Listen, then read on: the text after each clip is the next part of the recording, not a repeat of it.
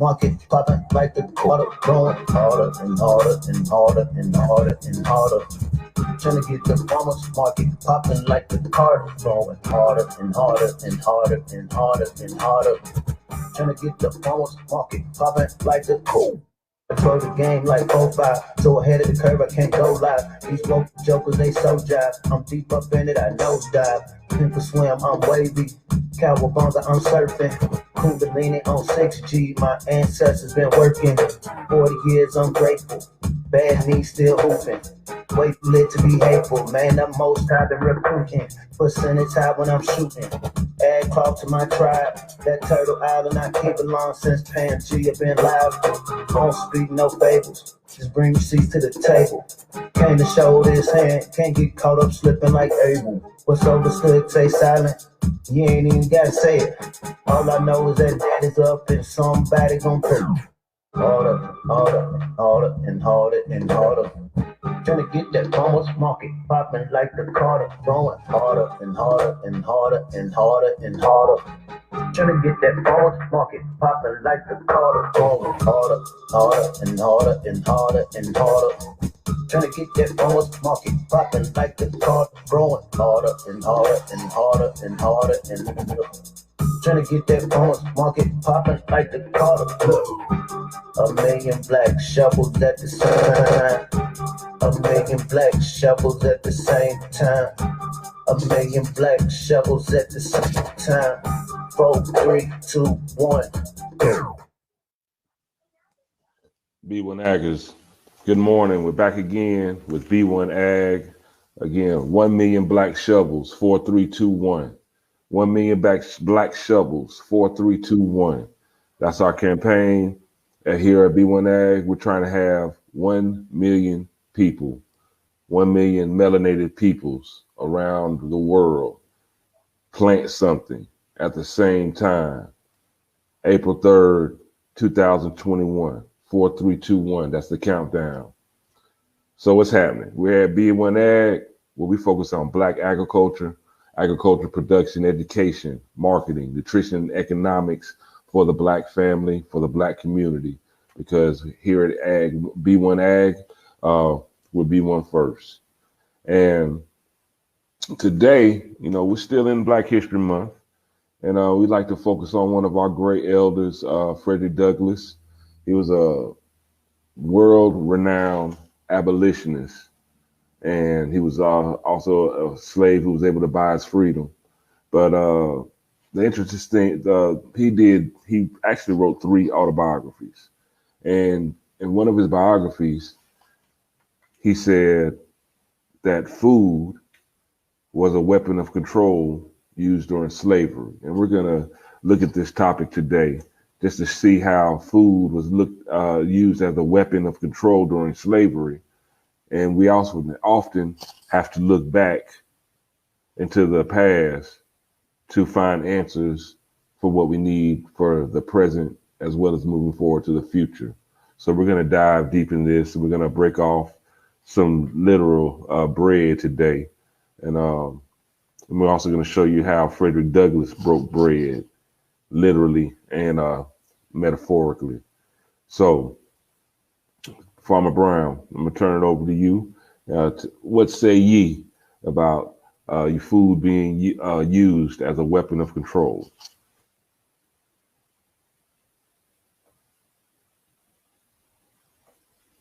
You're muted. Even if they never drop the reparations, stay focused on the promised land preparation, plenty soil, good seed, proper irrigation, planting seeds for a liberated black nation. I mean, before there was a such thing as PI, first I just like to say peace to the family. It's been an interesting last 2 days, fam. I don't know if people noticed yesterday, the Federal Reserve crashed for a few hours. And then this article came about, like you said, this is Black History Month. So this is typically where we're going to get a little bit more information about our elders and ancestors. But yeah, it makes sense. Before there was a dollar, before there was a bean, whatever form of currency or trade, the most valuable thing in anybody's civilization would be your food. If I don't have food, what would I need weapons for? What am I defending? Without food, we don't get to the next day. And so it makes all the sense in the world that it can be used as a method of control. When we think about this, the history here in what we call North America and what we call down south, and just how slaves are spread out through the South, we can see the impacts of that food being used as a weapon of war today when we think about these pre-existing conditions we have. There was a time the stock of human beings that we come from didn't eat. There was no such thing as a cow. If you're somebody from what we called North America, Amexem, Turtle Island, there were no cows as we know today. There were bison. If you're from South America, there's a different type of livestock, four stomach ruminant that lives in that area. Same as Africa, same as Europe. Same way with pigs as well. So you have wild hogs here. You have pigs from Europe, sheep, lamb, goats. It's the same way. You have different animals that exist in different climates. And so when we started mixing, going around the world, trading, meeting other cultures, hey, you got this animal, I like the way this tastes, I got these over here. So over time, and this goes into our plant and animal genetics, we have the food system we have today. And so when we rewind back to this time that we call slavery, it was obviously used as a means of control. In North America, this was prime farmland. To anybody coming from somewhere else, this was some of the best land you would ever find. And so to make use of this, I need to farm it. And this is another, I guess, if you're a student of history, you understand the concept of just monocropping is going to come back to bite you. And monocropping is when you just have this large field of one thing. So when we think about the South, we're thinking sugar cane, cotton. Obviously, a slave can't eat cotton. Obviously, you don't want to have a diet on sugar cane. And so, okay, I'm working these hundreds of acres of plants I can't really consume. So my diet is dependent on whoever's bringing this in. This is something that's brought in. Some of the slaves, you hear narratives that they had their own gardens. They were able to sustenance farm, meaning, okay, I'm not really selling what I'm growing, but I'm eating it. But once again, you're a slave. If you're spending the majority of your day working on somebody else's crop, or, doing the work, the day-to-day work of the plantation, how much time do you have into really putting together a formidable, healthy food system for yourself? I think about hearing stories from my mother. And so she's in her mid-70s, came up in the deep South. And I remember she'd tell me the stories about the food they ate, like, molasses, biscuits, salt meat, pork. It tastes good. I've tasted some of these things, the smoked bacon. But when you take a scientific when you look at it from a healthy standpoint, these were horrible foods. And this is why we have the obesity. This is why we have the high cholesterol. This is why we're prone to other diseases that didn't exist before we took this diet on. And so, where the slavers in those early times, were they aware that, hey, over the next 400 years, the food that we're feeding these slaves now, their progeny is going to be in their genes to be predispositioned to be unhealthy. Did they know that, or was that an unintended consequence? When you think about the impact of food being used as a weapon, okay, y'all can grow only so many things in y'all's little garden over here on y'all's plantation, y'all slave quarters. But if y'all really want to eat, you're going to have to do this work. And if you don't do this work, I'm just not going to bring it. I'm not going to sign your slave papers for you to go, to the next plantation over and get it. And so, when, it's nothing to laugh about, but when you think about the similarities of what we have going on today, and I'm pretty sure we'll dig a little deeper into the impact of the Federal Reserve crashing, February 24th, 2021. The Federal Reserve started in 1914. So you're going to tell me this long later it suddenly crashes and nobody's talking about it. We think about what we were discussing about Texas, all of these unforeseen, unpredictable occurrences that really happen. They happen in real time. It's not a conspiracy that this place that we call Texas was covered in ice, and everything that people there knew was normal suddenly changed immediately. Suddenly we found ourselves in a system where, hey, here's a $10,000 energy bill you're going to have to pay. Last week at this time, this wasn't in my mind. Now this week it is. And I think we need to take the same approach of seriousness. This isn't a subject to dance around. I'm not going to say in my modest opinion, this is just fact. Our food security isn't an issue to dance around. It should be forefront of any discussion we're having right now. But it's absolutely a weapon of control. And to say that it was one then and is not used as one now I think you're living in a fantasy land. Yeah, I would like to share with our B1AG audience just a little excerpt of Frederick Douglass uh, coming from his first memoir, The Narrative of the Life of Frederick Douglass, and it describes the way he ate. Our food was coarse cornmeal boiled. This was called mush. It was put in a large wooden tray or trough and set down upon the ground. The children were then called like so many pigs, and like so many pigs they would come and devour the mush, some with oyster shells, others with pieces of shingle, some with naked hands, and none with spoons. He that ate the fastest got the most. He that was strongest secured the best place, and few left the trough satisfied. Now, can you imagine that? It's throwing us scraps, to eat actual mush. That's a minimal, very minimal nutritional value, very minimal satisfaction when you eat that. No one left the trough satisfied. Now, I look at this as I can compare that to these stimulus checks. These stimulus checks are just like this mush that they're handing to us in this trough.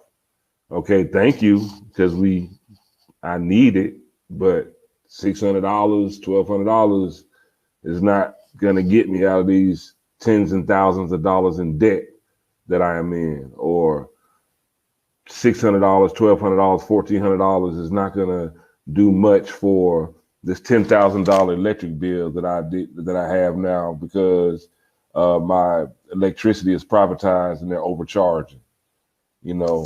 So we really have to look at the way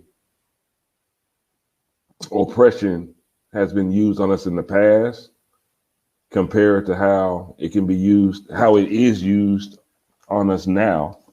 And we need to put ourselves in a better position so we won't be able to be oppressed in the future. What you got to think? What you got to say about that? And the Constitution, right? The whole of the thing starts with what the initial piece of it was. So in the original Constitution, the contract of what we're going to do with this space of those who are classified as in power right now is we were 3/5 of a human being. This is for tax purposes, meaning you're livestock. I'm gonna count you as something else because there's a benefit for me. But other than that, I see you as livestock. I say that to say I remember one of my epiphanies about life. I was working at the research farm when I was doing my undergrad. It was about 2 years, and this is my first time ever feeding cows. I mean, this was like a whole new experience for me. And then we had about 30 head at this time. And so these are huge animals. I'm not that big of a guy, so I'm like, oh, wow. But I noticed the control I had over these animals with these buckets of feed. I ride all through the field in the gator, and, they follow me through the field. I have this little bucket of feed, and I'm knowing, okay, one of y'all could easily take this down. But in my head, I'm knowing I'm about to hit this trough, and we have maybe 2-3 buckets. I'm about to hit this trough, and this is all y'all going to get for today. I know me as the farm tech assistant, I'm not going to come back and do this till tomorrow morning. And so whatever is about to go in this trough is all you're going to get. And I remember I thought it was the oddest thing because, I'm used to dealing with animals on the Discovery Channel, so to speak. And so I'm assuming, the natural instinct of an animal is to protect its offspring. Like, before anything, I got to make sure these kids eat. But when you take that feed, and I don't, for people that's never don't understand what feed is. So basically when you're feeding livestock, they can graze on grass for so much. But when you want to fatten them, when you want to keep them healthy, you have feed. And that almost reminds me of like a chocolate chip cookie mix or something. It has a real strong, sweet smell, but it has different minerals and nutrients in it to help the growth process. And you can also give medicine with it. So long story short, it tastes unnatural. Like a cow's not going to eat nothing like this in nature. Like in nature, all you got is the grass and whatever vegetation is around you. So saying that to say I can control you with this bucket. You're a 1,500-pound animal that could easily just, swing your head and knock me on the other side of this field. But with this small bucket, I control you into 29 other cows in this area. And so I remember watching when they feed. When it came to that feed, I'm talking about the ones with horns. they use them. A lot of them, we cut the horns off, so it was only 2 that had their horns. But they would knock the calves out of the way, and so we had to put a calf feeder. And what a calf feeder is small enough to where the calves can get into it, but the heifers and the bulls can't. And in your mind, you're thinking, this is counter nature. Why aren't y'all looking out for the young ones first?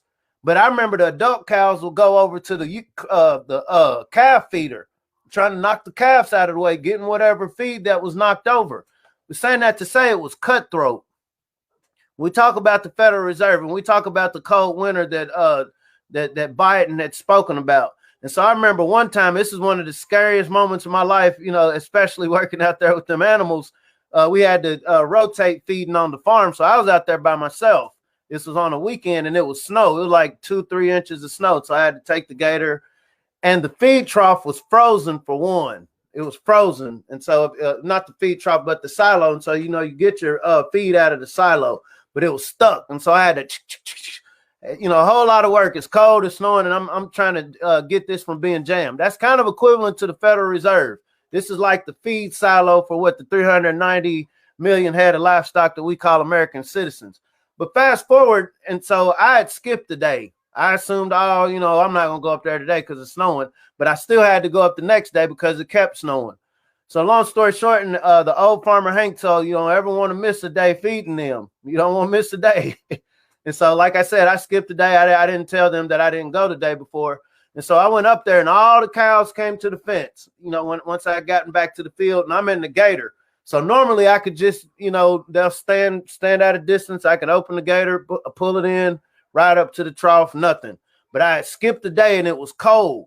I want you to put this together. I mean, it's a metaphor, but it's very literal. It's 3/5 of human beings. So it was very cold.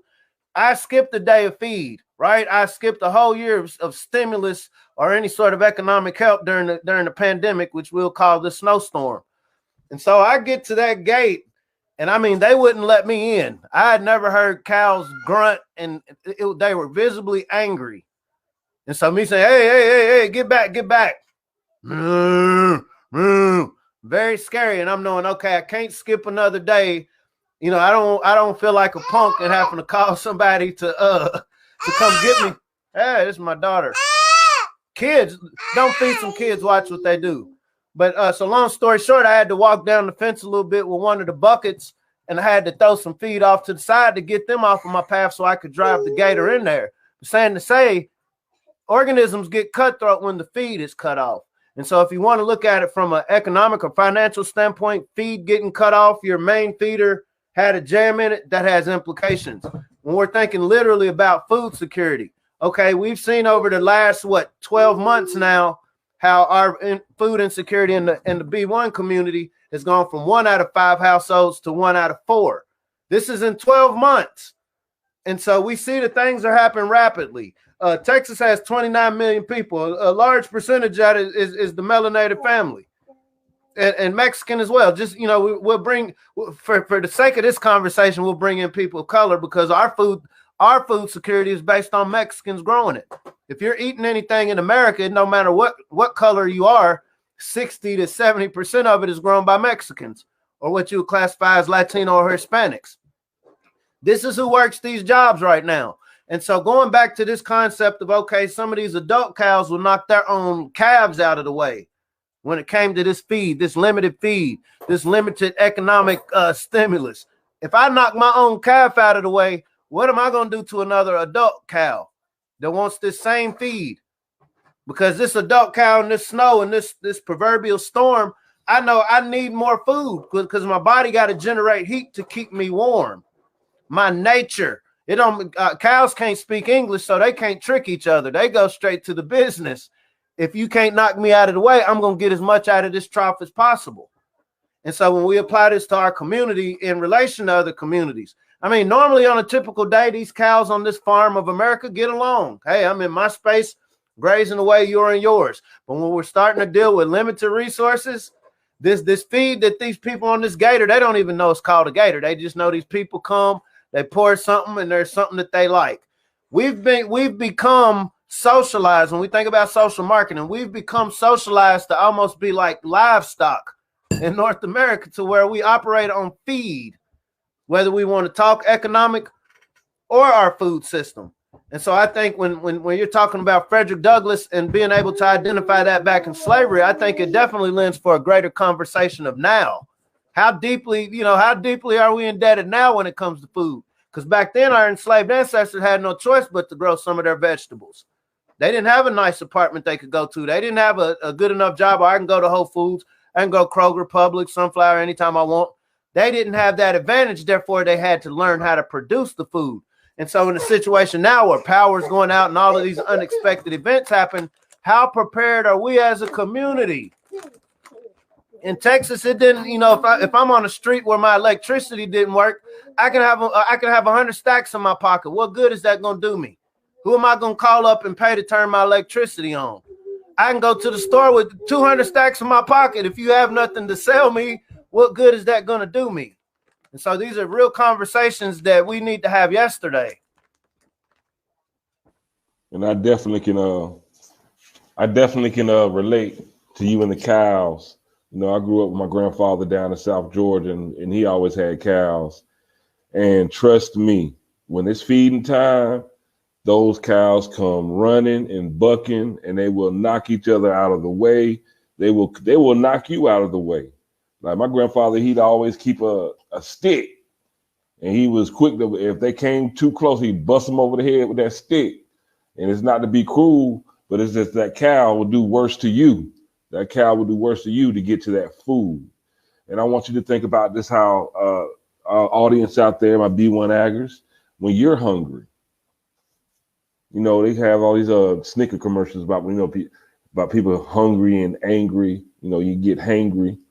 Think about how you act when you get hungry.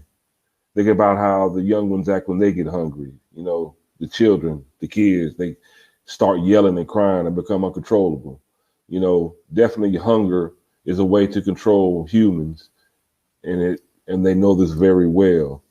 But as far as Frederick Douglass, he used that hunger and the way they tried to, and the way he seen how they controlled him with hunger to work in his benefit as well, even at a young age. When Frederick Douglass was 8 in Baltimore, he found a way to use hunger to learn how to read. So what he would do was he had free access to a lot of bread.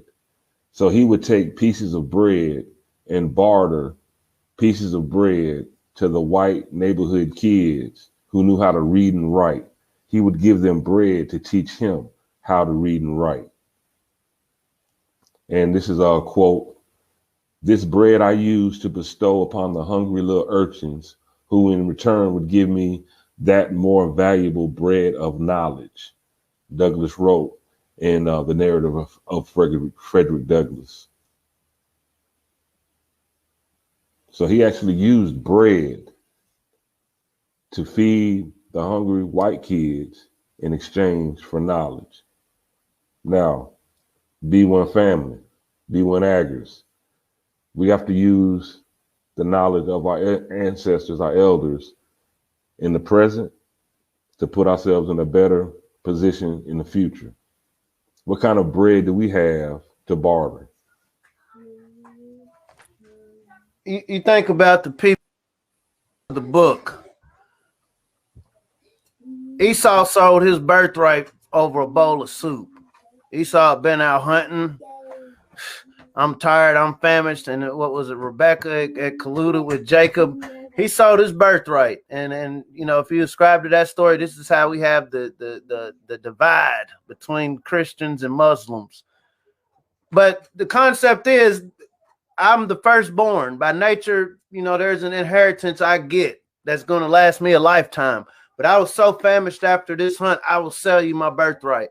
When we think about, when we get into the different, schools of thought about our presence here in North America, what is our relationship to this corporation, this nation, democracy, republic, whatever we're going to call it? What is our relationship? And when we don't take on our agricultural history, we're selling our birthright. We're selling our birthright. If you want to say we started in a garden, some schools of thought say we started as little cells and amphibious beings in the ocean. Who knows? I don't know. But I know we're here And I know the darker you are, you tend to come from a stock of people that were in warm climate areas where life was more vigorous. And so by nature, that would make sense that this group of people figured out how to produce food first. It's not a braggadocious thing. It's actually shameful that, okay, if we come from this, if this is a possibility, why then are we in a situation today where only 1.4% of us are the primary operators in what feeds the people in the place where we find ourselves living? My religion doesn't matter. My ideology, my political leaning, my sexuality, none of that matters if I can't feed myself. So once again, when we think about Frederick Douglass, how many of us literally, how many of us would it come to? Because I would have never thought to sell bread to learn how to read. But I imagine it was that cutthroat. It was that serious at that time. But he was wise enough to find something of value. And this is the essence of agriculture. This is the essence of how do we reevaluate our relationship with one another to achieve a healthier, more sustainable food security. Just in case things shut down. Just in case the feeding trough, the feeding silo gets stuck, so to speak. You should see my twins right now. They're attacking me for these cookies. They're going crazy. They're going crazy. These are sweet cookies. They're unnatural. They had their fruits this morning. I try to make these cookies a special treat, and they go in. When you think about the value of $1, you know, fiat currency, I hate to get spiritual, but you can't tiptoe around it. The Most High didn't make $1. Dollars didn't come out of the sky. Euro, even if we go digital, it didn't come out of the sky. There was a natural relationship we had with one another and the environment that we're in. There was just a natural relationship. It's not left to debate. You're here. This is what's around you. To survive in this environment, you had to eat. Had to, have to, and will have to. Far after you and I are sitting here. It is my hope when we talk about B1, how do we really focus this conversation around food security? Take emotions out of it. Take conjecture. I mean, it's great to have these conversations to get your wheels turning, but at the end of the day, we need a specific code to get back to our inheritance as stewards of the land. That is a responsibility. That's not something you fight. Hey, I want you to be nice to me. I want you to let me do my job like I've been empowered to do. That's not the fight. The fight is internal when we decide that we want to make this important. Because right now, in my opinion, I feel like a lot of us sound like my son right here that wants this cookie. And guess who holds the purse to what it is you're asking for? Right? Daddy got something else he's doing. Right? I see you're safe. Okay, you don't threaten what daddy's doing. And so when we think about this paternalistic mindset that we call white supremacy, that I'll call the opaque layer, daddy's got something going on right now. I hear you crying. I hear what you're asking for. I know you want your. I'll do a study on how am I going to distribute these cookies to these crying children right here. I know it's almost nap time for y'all. I got a whole nother day of work ahead of me. I got a whole nother plan. But I hold the key to this. And so when we think about our relationship on this place and on this farm that we call North America, are we coming as beggars? My kids, both of them can now walk. They know how to climb. They know how to open every door, right? Like there's really nothing hidden in this house anymore. And it's two of them. There's power in numbers. There's two of them. And I'm making a point. Right now at this moment, instead of them being mad at me, because I also got these too. You see how I'm using these to keep them to be good while I'm doing something? You have the means within your mind to go in the kitchen right now and open that refrigerator or crawl on the table, or crawl on the counter and get bananas and all these things you want. But you've been socialized to see this paternal hand as this is what the thing I want comes from. That is equivalent to the feeder. That is equivalent to the Federal Reserve. For the sake of what we call ourselves, do we want to be in a position where we're asking somebody to give us something that we have the capability to go and get? Because guess what I can do if I was a mean parent? I could use this food as a control. I want y'all to be good. I don't want y'all to. I actually encourage my kids to turn up. You know, don't tell mama I said that. I want them to turn up, right? But if I want them to be good, I just want to be peaceful, I know how to use food as an incentive. I know how to stretch this out over time for a behavioral change. And we can't be, as above, so below. We can't be so foolish of a people to not think that a very wise multi-billionaire group of people have figured this same dynamic out. If it worked during slavery to keep millions of these people doing this service for us for free, why would I not use a good idea? Now check this why out. Would I not use something that made this the richest country in the world? Why would I not, from the day I had to tell y'all, okay, slavery's done? Do you think I just forgot about what just worked for a couple hundred years? But I'm gonna tell you something that's interesting, Farm Brian. How your sons and your daughter, when they want those cookies and they get mad and they start crying and they may get it, they may not. What's interesting is like during slavery, when the slaves were working the plantation, it was illegal. It was actually illegal for them to eat the food that they're picking on the plantation, but they would do it anyway. They resorted to stealing, and in their mind, their moral compass was, okay, you stole me, so me stealing some food, there's of no consequence. However, the consequence was that they got caught stealing food, even if it was just an orange. You have a whole orange grove, and they can get caught eating one orange. A lot of times that would lead to being flogged, to being whipped, severely punished. But there's only so much a person can do or will take when they're hungry. They're gonna eat. We have to eat, and they would resort to stealing food. And we go back to Frederick Douglass, and he was talking about how, like, stealing became a normal way of life.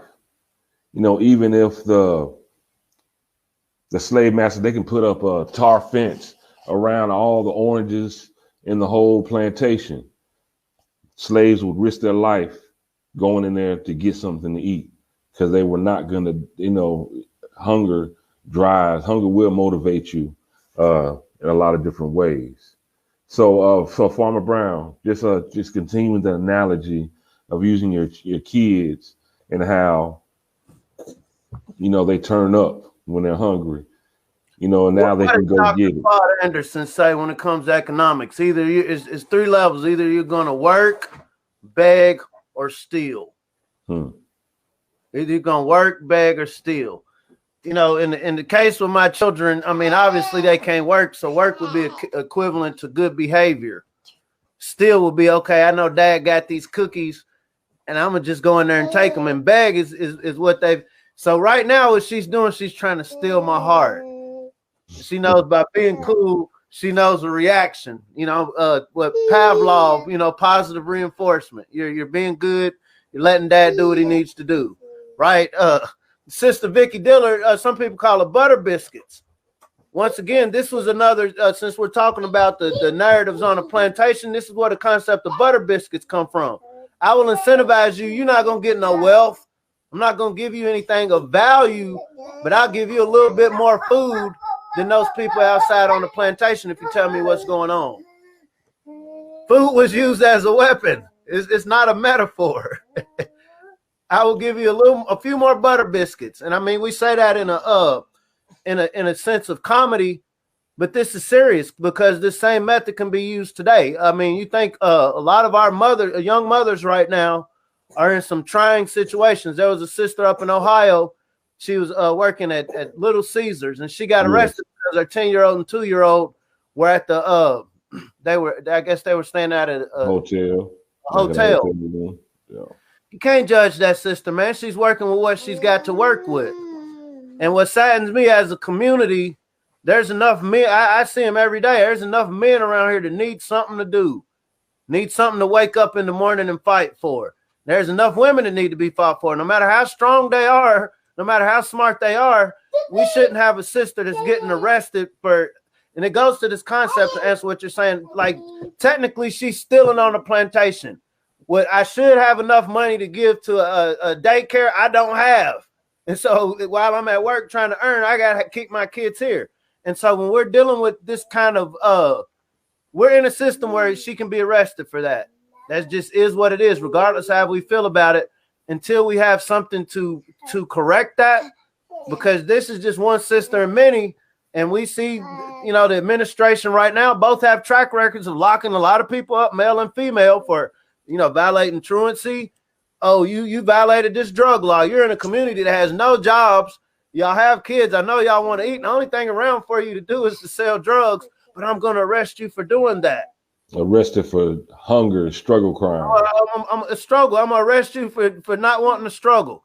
And so, you know, it comes to a point, okay, we can politicize it. We can get angry about it, or we can look at, now, how did this country get rich in the first place? Slavery in and of itself, nobody ate slaves. I've heard the stories about them making jackets and shoes out of slave skins, but that wasn't a $1 billion industry that made this place rich. It was agriculture. It was agriculture. It was producing products from the land that people around the world found value in. And there were networks that the Malian travelers, the Moorish travelers had figured out centuries before.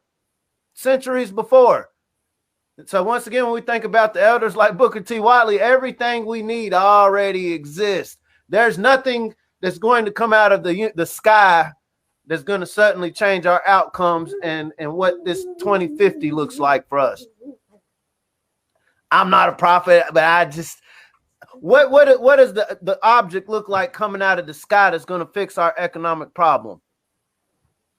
I can see, hey, if y'all can at least feed yourselves, you have a little bit of leverage in your politics, in your economics, in your outcomes for, you know, okay, what are our youth going to do with themselves? This is a technological age where, hey, we see that there's other groups of people that kind of have a monopoly on technology. How many decades would it take for us to level our kids up? It's not to say that ours aren't capable. That's not what I'm saying, but it's the same way with agriculture. Physically, you see who's driving the NFL and NBA, right? And so if we found ourselves in a situation where we had to garden organically, where we can't just make a call. I find myself in a Texas situation where there ain't no phone I can call and get a tractor. I ain't got no bread to rent a tiller to till this garden up. It's going to take muscle and blood, skin and bones, right? Who are the people to do that? That would be your warrior class that is right now playing ball. I'm giving you a little bit extra just to play ball. I don't want you to use your body for nothing else that's producing nothing. Produce some entertainment for me. Produce something to take my mind off of all this stuff I got to go through to keep y'all cows on this farm. I need you to make me feel better about trying to keep y'all cows in place on this farm. No, it's not an insult. You know, we all do a dance. I'm on plantation time right now, right? I'm an agent. I'm a county agent. But seriously, you know, what are we doing about just in case there's this nefarious farm plot? I want to liquidate my herd because the market went down and it ain't no more value for this herd no more. And I'm having to pay for feed. My silo is starting to mess up and I found myself surrounded by all of these hungry cows. What is this farmer going to do? He's going to go out and pat all the cows one by one. Cow Angus lives matter. That what's happen? Probably not. Now, if Frederick I don't have a market to sell y'all on because, I mean, y'all already do what I want you to do anyway, so I don't need to sell slaves no more. So I just need to liquidate you. Whatever creative ways I can liquidate these cows. Some of them they actually got ways now you can kill your livestock and till them into the soil. It's like regenerative. But you're not going to do that with 40 million head of livestock. So Frederick Douglass can point out that how food was used as a weapon of control during slavery. The obvious answer or, you know, solution would be to be able to provide your own food. Therefore, you control your own hunger. You can control refueling yourself. You can control feeding yourself. And that can't be used against you because you have it. You know what I'm saying? If you can feed yourself, nobody can use food to control you. You know what I'm saying? You're not walking around hangry like in these Snicker commercials. You know what I'm saying? Because you have enough sustenance and nutrition to supply the energy you need to make it through the day, to fight through the day, to survive, and not just survive. But if you can provide your own food and sustenance, you will thrive. You know, that's the only way. That's the only way society can thrive. We have to be able to eat and have access to clean water, you know. So you have any final thoughts on this Farmer Brian MC before we get up out of here? 4, 3, 2, 1, game time. I'm a believer that there's no such thing as coincidence. I don't see any event that happens in human activity as isolated. In my little weird world, we're all kind of weirdly connected in some way. And I think this is literally a countdown to what are y'all gonna do. In the Bible, it speaks of let the wheat and the tare grow together, and I'll do the separating. And I just see a grand separation happening right now for all of us. I don't think there's not one human being on this planet right now that is immune, and you're not going to get vaccinated with what's going on right now. Every system that we've become accustomed to, nature doesn't say, no, you have a right to have a grocery store and an AC blowing. Nature doesn't do that. Human innovation, and I've appreciated air conditioner. I've appreciated grocery stores, but it comes a point, okay, to have the grocery stores and a lot of the amenities we enjoy, there's a lot of people who are experiencing hell on this planet. What does Neely Fuller say? How do you create justice? The people that need most help get the most constructive help, right? Food. Hey, man, it ain't for me to come build your house. It ain't for me to make sure you're able to turn up and have a good time in life. But if there's enough land out here, there's enough seeds, the least we can do is figure out how we're going to be able to feed one another to get to the next day, to decide what we're going to do, how we're going to do it. People, family, we're decades off. I'm going to just be very blunt with you. We're decades off. I came late in the game, and I realized, okay, if I started today, I learned everything that was told to me, took every bit of advice that was told to me. How long would it take to get to changing this 1.4% participation? You're looking at decades. The optimism is we have time now to make this something that becomes our culture, to where my 2-year-olds, by the time they're 14, no telling what this world is going to look like, and at least understand the concept of food systems. Hey, Dad, whether we got digital currency where you can just whistle and suddenly I bought something. Oh, there's no telling where technology is going to go, but we're never going to be so advanced of a species that we just don't need food. And somebody selling you a pill, some fake meat or something like that, I don't think that's sustainable for organic, created, natural beings. Amen. So I hope y'all enjoy this daily bread today. Now, it's going back to Frederick Douglass. Frederick Douglass used his bread to learn how to read and write. He bartered bread for knowledge. So I hope that you learn from our daily podcast here at B1AG. We're sharing this daily bread, that you can exchange this daily bread in for knowledge, just like our great elders, such as Frederick Douglass did back in the days. And to end this off, we're going to end this just the same way we do every day. This is our mantra. This is Farmer Brown's motto, because if you really want to know something, you better. Let's break them chains, family, and learn how to grow something. All right, this is B1AG. I'm John Henry 904. This is your boy, Farmer Brian MC, and we're out of here for the day, and we'll see you tomorrow.